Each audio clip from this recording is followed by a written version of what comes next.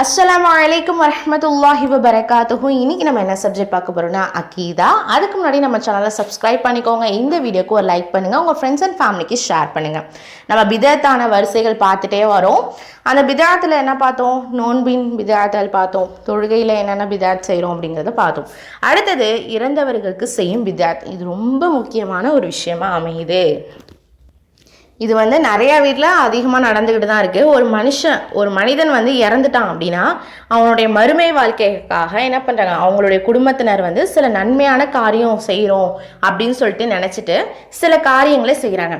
அது என்னென்ன அப்படின்னா, முதல் நாள் ஃபாத்திஹா, 3ஆம் நாள் ஃபாத்திஹா, 10ஆம் நாள் ஃபாத்திஹா, 40ஆம் நாள் ஃபாத்திஹா அப்படின்னு சொல்லிட்டு ஃபாத்திஹா ஓதுவாங்க. ஃபாத்திஹா ஓதுறது அப்படின்னா, ஒரு ஹஜ்ரத்தை அழைச்சிட்டு சில பழங்கள்லாம் வச்சு ஊதுபத்தியெல்லாம் கொளுத்தி வச்சு அவங்களுக்கு என்ன பண்ணுவாங்க, அவங்களுக்கு பிடிச்ச விஷயங்கள்லாம், அவங்களுக்கு பிடிச்ச என்னென்ன சாப்பிடுவாங்களோ அந்த தின்பண்டங்களெல்லாம் வச்சு ஃபாத்திஹா ஓதுவாங்க. ஓகேங்களா? ஃபாத்திஹா சூறா தான் ஓதுவாங்க. இன்னும் ஒரு சில சூறாக்களை சேர்த்து என்ன பண்ணுவாங்க, ஓதி அக்கம் பக்கம் என்ன பண்ண உள்ளவங்கள்ட்ட கொடுப்பாங்க. இதுதான் ஃபாத்திஹா அப்படின்னு சொல்லிட்டு சொல்கிறோம். அஜரத்துக்கு ஒரு 1000 ரூபா இல்லை 2000 ரூபா தருவாங்க அதுக்கு. ஏன்னா அவங்க ஓதிருக்காங்க இல்லைங்களா, சக்திக்கு தகுந்தபடி என்ன பண்ணுவாங்க, தருவாங்க. அது மட்டும் இல்லாமல் இறந்தவங்களுக்காக குரான் ஓதுவாங்க. இது நிறைய இடத்துல நடந்துக்கிட்டு தான் இருக்குது நம்மளை சுற்றி. இறந்தவங்களுக்கு என்ன பண்ணுவாங்க, குரான் ஓதுவாங்க. மரணத்தவருக்காக அந்த ஜனாசா இருக்கும்போதே குடும்பத்தினரும் உறவினர்களும் சேர்ந்து குரான் ஓதுவாங்க.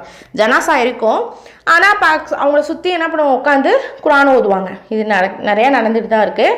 பிறகு 40 நாள் வரை ஓதி சேர்த்து கத்தம் ஃபாத்திஹா, அதாவது இப்போ நீ குரான் ஓதுறியா, எத்தனை குரான் ஓதிருக்கோம் எண்ணிக்கையை வச்சு அதில் சேர்த்து என்ன பண்ணுவாங்க, கத்தம், அதாவது ஒரு ஃபாத்திஹா ஓதுவாங்க. இதை ஓதுறதுனால இறந்தவங்க மறுமை வாழ்க்கையில் நன்மை பெற்று சொர்க்கத்திற்கு செல்வாங்க அப்படின்னு சொல்லிட்டு ஒரு நம்பிக்கையாக இருக்குது. ஓகேங்களா? ஆனால் இது மார்க்கத்தில் அனுமதிக்கப்படாத விஷயமா இருக்குது. இது புதுமையான விஷயமாகவும் இருக்குது. நபி ஸல்லல்லாஹு அலைஹி வஸல்லம் அவங்களுடைய காலத்தில் அவர்கள் மனைவி கத்திஜா, மகள்கள்லாம் இறந்து போனாங்க. நபி ஸல்லல்லாஹு அவங்க உயிரோடு இருக்கும்போதே.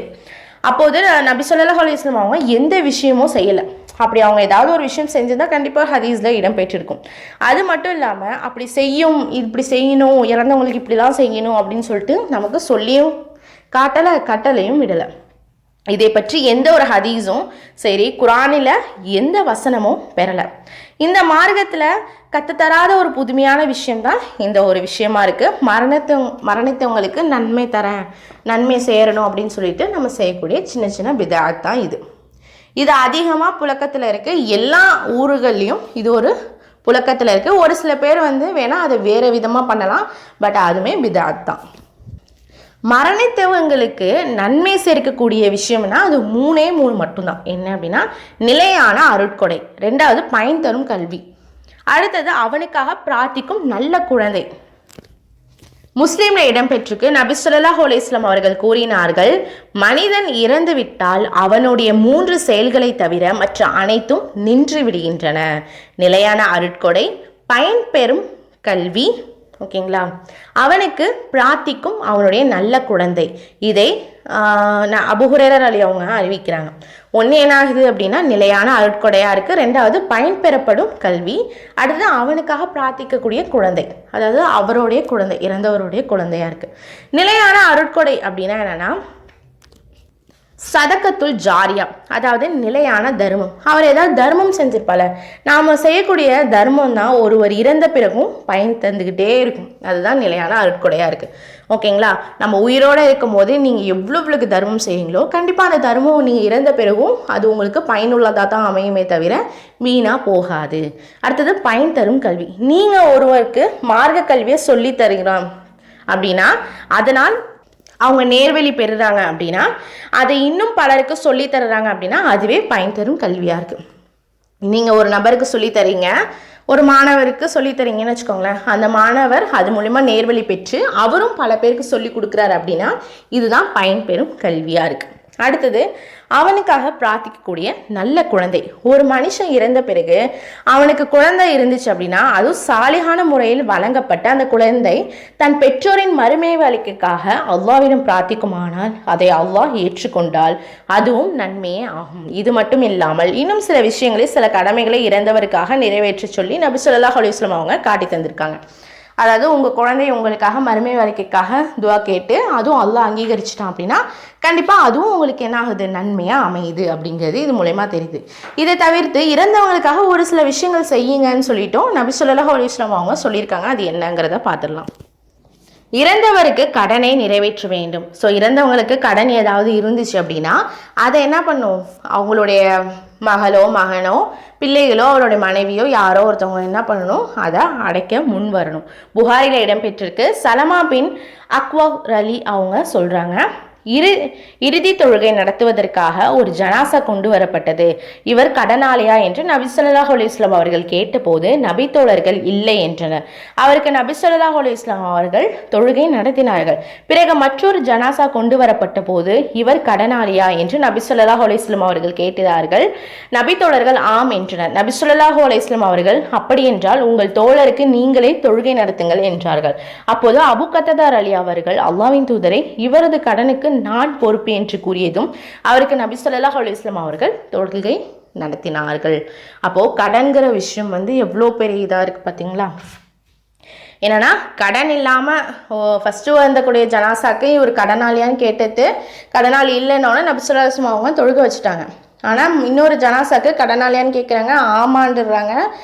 ஆனால் அவங்க தொழுகை வைக்கிறதுக்கு மறுத்துடுறாங்க, நீங்களே வச்சுக்கோங்க அப்படின்னு சொல்லிட்டு. அபு கத்ததார் அலி அவங்க முன் என்ன பண்ணிடுறாங்கன்னா, இவருடைய கடனுக்கு நான் பொறுப்பாளியாக இருக்கேன் அப்படின்னு சொல்லிட்டு சொன்ன பிறகு தான் நபி ஸல்லல்லாஹு அலைஹி வஸல்லம் அவங்க என்ன பண்ணுறாங்க, தொழுகை நடத்துகிறாங்க, ஜனாசா தொழுகை. ஓகேங்களா. ஸோ ஒருத்தவங்களுடைய கடனுக்கு அவங்க என்ன பண்ணிக்கலாம், வேணால் பொறுப்பாளியாக மாறிக்கிட்டு அவர்களுக்கு பதிலாக அவங்களுடைய கடனை நீங்கள் என்ன பண்ணலாம், அடைக்கலாம். இப்போ ஒரு தந்தை இறந்து விட்டார் அப்படின்னா அவர் தந்தையோட கடன் 1000 ரூபாக இருந்தாலுமே சரி தன்னுடைய மகனோ மகளோ என்ன பண்ணும், அதை பொறுப்பேற்று என்ன பண்ணும், அதை அடைக்கணும். அது மூலயமா ஏன்னா அவர் மறுமை வாழ்க்கைக்கு அது ஒரு பிரோஜனமான ஒரு விஷயமா அமையும். இறந்தவருக்காக நோன்பு வைக்கலாம். புகாரில் இடம்பெற்றிருக்கு. நபி ஸல்லல்லாஹு அலைஹி வஸல்லம் அவர்கள் கூறினார்கள், கலாவான நோன்புள்ள நிலையில் ஒருவர் இறந்து விட்டால் அவர் சார்பாக அவருடைய பொறுப்பாளர் நோன்பு நோற்பார். இதை ஆயிஷா அலி அவங்க அறிவிக்கிறாங்க.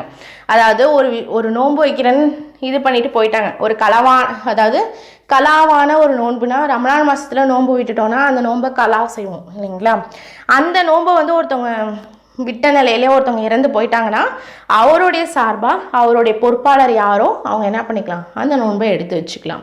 இறந்தவருக்காக ஹஜ்ஜு செய்வது. புகாரில் இடம்பெற்றிருக்கு. இப்னு அப்பாஸ் அலி அவங்க சொல்கிறாங்க, ஜுஹைனா கூட்டத்தை சேர்ந்த ஒரு பெண்மணி நபி ஸல்லல்லாஹு அலைஹி வஸல்லம் அவர்களிடம் என் தாய் ஹஜ்ஜு செய்வதாக நேர்ந்து அதை நிறைவேற்றாமல் இறந்துவிட்டார். அவர் சார்பாக நான் ஹஜ்ஜு செய்யலாமா என்று கேட்டார். அதுக்கு நபி ஸல்லல்லாஹு அலைஹி வஸல்லம் அவர்கள் ஆம், அவர் சார்பாக நீ ஹஜ்ஜு செய். உன் தாய்க்கு கடன் இருந்தால் நீதானே அதை நிறைவேற்றுவாய். எனவே அல்லாஹ்வின் கடன்களை நிறைவேற்றுங்கள். கடன்கள் நிறைவேற்றப்படுவதற்கு அல்லாஹ் அதிகம் உரிமை படைத்தவன் என்றார்கள். அதாவது ஒரு பெண்மணி கேட்குறாங்க, என்னுடைய தாய் ஹஜ்ஜு செய்கிறதா நேர்ந்தாங்க, அதாவது நினச்சாங்கன்னு கூட வச்சுக்கலாம். ஓகேங்களா. அவங்க ஹஜ்ஜு செய்கிற மாதிரி நினச்சிருக்காங்க, பட் அவங்க செய்ய முடியாமல் இறந்து போயிட்டாங்க. அவங்களுக்கு பதிலாக நான் செய்யலாமா அப்படின்னா நீங்கள் செய்யுங்க. அவங்களுடைய கடனுக்கு நீங்கள் தானே பொறுப்புதாரி, நீங்கள் பண்ணுங்க. ஏன்னா அல்லாஹ்வுடைய கடன்களை என்ன பண்ணிடுங்க, நிறைவேற்றிடுங்க அப்படின்னு சொல்லிட்டு சொல்கிறாங்க நபி ஸல்லல்லாஹு அலைஹி வஸல்லம். இறந்தவருக்காக தர்மம் செய்தல். புகாரில் இடம்பெற்றிருக்கு. நபி ஸல்லல்லாஹு அலைஹி வஸல்லம் அவர்கள் கூறினார்கள், ஒரு விலங்கு எப்படி முழு வளர்ச்சி பெற்ற விலங்கை பெற்றெடுக்கிறதோ அதே போன்று எல்லா குழந்தைகளுமே இயற்கையான மார்க்கத்திலே பிறக்கின்றனர். விலங்குகள் அங்கு குறைவுடன் பிறப்பதை நீங்கள் பார்த்திருக்கிறீர்களா? முழுமையான விலங்கை அங்கு சேதப்படுத்துவது போல் பெற்றோர்கள் தம் குழந்தைகளை இயற்கையான மார்க்கத்தை விட்டு திருப்பி யூதர்களாகவோ கிறிஸ்துவர்களாகவோ நெருப்பு வணங்கிகளாகவோ ஆக்கிவிடுகின்றனர் என்று அபூ ஹுரைரா ரலி அவங்க அறிவிக்கிறாங்க. ஓகே, இந்த டாப்பிக்கில் என்ன சொல்ல வராங்க அப்படின்னா, ஒரு விலங்கு ஒரு முழு வளர்ச்சியான ஒரு விலங்கை தான் பெற்றெடுக்கும். ஓகேங்களா. அரைகுறையாக பெற்றெடுக்காமல் முழு வளர்ச்சியான ஒரு விலங்கை தான் பெற்றெடுக்குது. எல்லா குழந்தைகளுமே சரி ஒரு இயற்கையான மார்க்கத்திலே தான் பிறக்குதுங்க. ஓகேங்களா. ஒரு பொதுவான இயற்கையான மார்க்கத்தில் பிறக்குதுங்க. விலங்குகள் ஏதாவது ஒரு குறைவுடன் பிறக்கிறத நீங்கள் பார்த்துருக்கீங்களா? அப்படி முழுமையான விலங்கை அதாவது அங்கே சேதப்படுத்துவது, அதுவே அதோட உடம்ப வந்து சேதப்படுத்துவது போல பெற்றோர்கள் என்ன பண்ணுறாங்க அப்படின்னா, ஒரு தாய் வந்து என்ன பண்ணுறாங்க, தன்னுடைய குழந்தை முழு வளர்ச்சியாக பிறக்குது, முழு வளர்ச்சியாக பிறக்குதுன்னு சொல்லிட்டு அதோடைய உடம்பை ஏதாவது சேதப்படுத்துவாங்களா? அதுதான் சொல்கிறாங்க. சேதப்படுத்துறது போல பெற்றோர்கள் என்ன பண்ணுறாங்க, தன்னுடைய குழந்தைகளை வந்து இயற்கையான மார்க்கத்தை விட்டு, ஓகேங்களா, இயற்கையான மார்க்கத்தை விட்டு யூதர்களாகவோ கிறிஸ்தவர்களாகவோ நெருப்பை வணங்கக்கூடியவங்களாகவும் ஆக்கி விடுறாங்க. பெற்றோர்கள் தான் ஆக்கி விடுறாங்க. குழந்தைகள் வந்து பொதுவாக தான் பிறக்குது, ஆனால் அது மதம் மாறுறதுங்கிறது இந்த பெற்றோர்களுடைய கையில் தான் இருக்குது அப்படின்னு சொல்லிட்டு இதை சொல்கிறாங்க. ஆனால் கண்டிப்பாக இறந்தவருக்காக நீங்கள் என்ன பண்ணலாம், தர்மம் செய்யலாம். ஓகேங்களா. அஸ்ஸலாமு அலைக்கும் வரஹ்மத்துல்லாஹி வபரகாத்துஹு.